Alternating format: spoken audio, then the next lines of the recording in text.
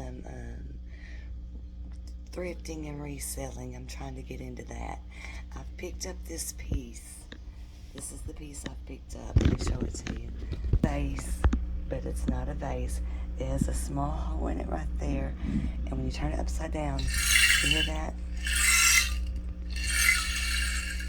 It makes a music-like sound. And this is the top. It doesn't come off. And this is what it looks like. Who can identify what this is and tell me what this is? What do I have? This is what it sounds like. It's got the tiny hole, and then it's got the ribs on each side of it. If you know what this is, please comment in the comment section and let me know what I have. I'm sure it's vintage, but if you know what it's called, I appreciate it. Thank you.